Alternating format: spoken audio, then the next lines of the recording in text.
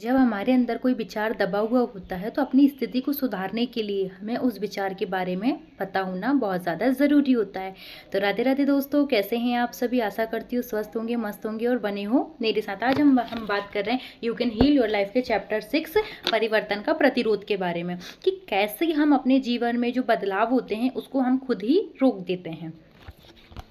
तो हमारे अंदर कोई भी विचार यदि दबा हुआ होता है, ठीक है, तो हम उसे सुधारने के लिए हमें पता होना चाहिए कि वो कौन सा विचार है, वो कैसा विचार है जो कि हमारे दिमाग में दबा हुआ है, जिसको हम रोक रहे हैं या जो हमें बदलने से आगे नहीं बढ़ने दे रहा है, जो हमें बदलने नहीं दे रहा है अपने आप को। ठीक है, शायद हम अपनी अवस्थाओं का उल्लेख उसके बारे में शिकायत करना या दूसरे लोगों में देखना शुरू कर देते हैं, वह किसी न किसी रूप में हमारा ध्यान आकर्षित करने के लिए हमारे ऊपर उभरता है और हम उससे संबंध स्थापित करना शुरू कर देते हैं।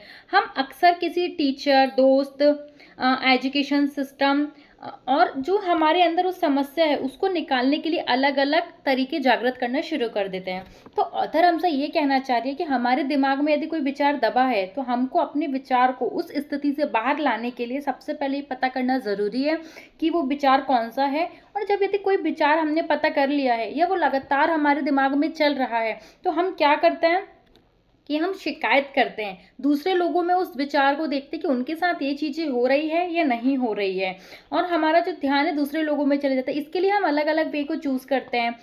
हम किसी दोस्त से बात करना शुरू करते हैं, कोई टीचर से डिस्कस करते हैं, कोई एजुकेशनल जो चीज़ होती है उसको ज्वाइन कर लेते हैं, या तो हमारा माइंड डिस्ट्रैक्ट हो जाए या हमको उस जो प्रॉब्लम है उसका सॉल्यूशन मिल जाए। ठीक है, अक्सर मैंने पहले स्तर पर हमारी प्रतिक्रिया यह होती है, इस रवैया को बेवकूफ़ या इसका कोई मतलब नहीं है। शायद हमारी सोच के लिए यह अधिक सरल और अस्वीकार हो सकता है।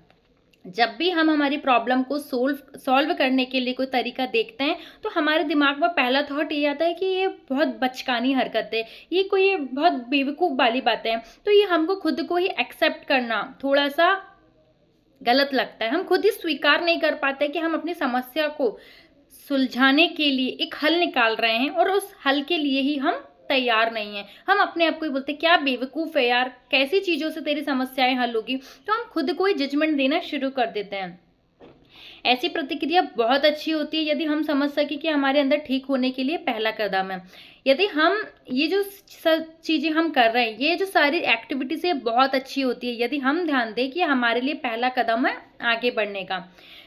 ऑथर लोगों से कहती है कि वे जो भी प्रतिक्रियाएं महसूस करते हैं उन्हें यहाँ दिखाने के लिए होती है कि वे उस उपचार की प्रक्रिया में पूरी तरीके से है या नहीं है, और ये प्रक्रिया उसी पल शुरू हो जाती है जिस पल उनका बदलाव लाने का विचार उनके दिमाग में आना शुरू हो जाता है।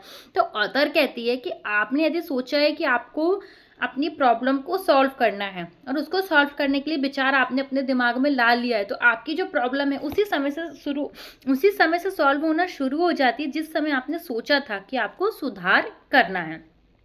ऑथर हमसे ये भी कहती है कि अधीरता प्रतिरोध का सिर्फ एक दूसरा रूप है। यह सीखने या बदलने के प्रति हमारा प्रतिरोध है। जब हम यहाँ मांग करते हैं कि अभी हो जाए, तुरंत हो जाए, तो हम अपने द्वारा उत्पन्न समस्या से जुड़े सबक को सीखने के लिए समय नहीं देते। हमने जो समस्या उत्पन्न करी है उससे जो सबक है जो हम सीखेंगे उसको सीखने के लिए हम समय नहीं देते, क्योंकि हम जिद में अड़ जाते हैं कि ये प्रॉब्लम अभी सॉल्व होनी चाहिए, ऐसी सॉल्व होनी चाहिए, मुझे ऐसा ही चाहिए।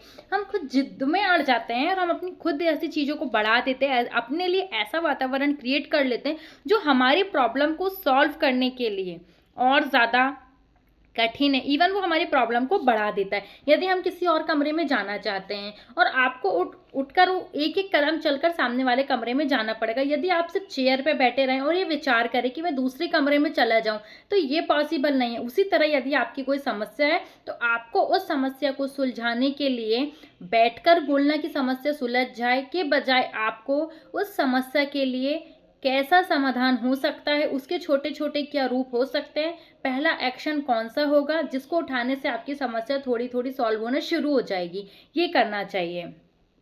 तो ये जो चीज़ें होती है आपकी प्रॉब्लम को सॉल्व करने में आपकी मदद करती है। अब उस स्थिति या अवस्था को उत्पन्न करने में हमारी जिम्मेदारी को स्वीकार करने का समय। मैं आपको अपने इस स्थिति के लिए अपराध बोध महसूस करने के लिए नहीं कह रही हूँ। ऑथर कहती है कि मैं आपको ये नहीं कह रही हूँ कि आप खुद पे क्षमा प्रार्थी हो जाए, खुद को गलत समझे, खुद को दोष दें, कि आप खुद के लिए एक्शन नहीं लेते हैं, आप खुद अपनी प्रॉब्लम को बढ़ा देते हैं। बहुत सारे लोग हैं जो अपनी प्रॉब्लम को बढ़ा देते हैं, फिर उनको एहसास होता है तो वो खुद में गिल्टी फील करते। तो ऑथर कह रही है मैं गिल्टी फील करने के लिए नहीं कह रही हूँ। आप ये मत सोचिए कि आप बुरा आदमी है।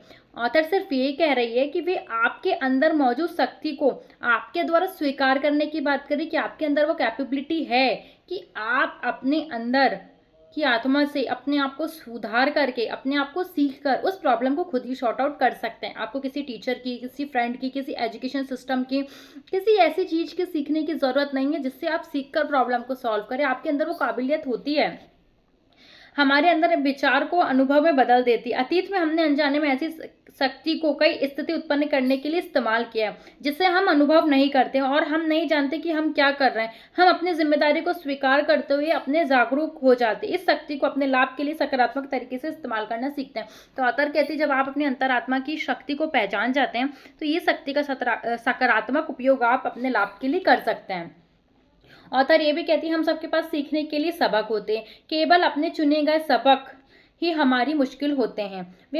वो बातें आसान होती है जो सबक नहीं होती, क्योंकि वे बातें हम पहले से जानते हैं। जो भी चीज़ें जो हम पहले से जानते हैं वो सभी बातें आसान होती है और वो हमारा सबक नहीं होती। यदि हमको अपने जीवन का सबक सीखना है तो उसके लिए सबसे ज़्यादा ज़रूरी है कि लाइफ में जो प्रॉब्लम चल रही है उस प्रॉब्लम ने चलते चलते हम सबक को सीखे। आप याद करना, आप एनालिसिस करना कि हर किसी की लाइफ में प्रॉब्लम्स आती है, और जब आप आगे चलकर पीछे पलट कर उस प्रॉब्लम को देखेंगे, जब वो सॉल्व हो जाती तो आपको पता चलेगा कि गॉड ग्रेस ये मेरी लाइफ में प्रॉब्लम आई थी। यदि ये प्रॉब्लम नहीं आती तो मैं अपनी लाइफ का इतना बड़ा लेसन नहीं सीखता। तो लाइफ के लेसन को सीखने के लिए लाइफ में जो भी अप एंड डाउन्स आ रहे हैं उस स्थिति में आपको एक नॉलेज लेना ज़रूरी होता है, एक सबक सीखना ज़रूरी होता है, उस स्थिति को जानना ज़रूरी होता है कि एग्जैक्टली वो जो प्रॉब्लम है वो आपको क्या बताने हैं। देखो लाइफ में जब भी कोई प्रॉब्लम आती है या तो कुछ सिखाने आती है, या तो कुछ एहसास कराने आती है, या तो पूरा आपको तोड़ कर फिर से नया जोड़ने के लिए आती है। तो हर एक प्रॉब्लम किसी न किसी रीज़न से हमारे पास आती है।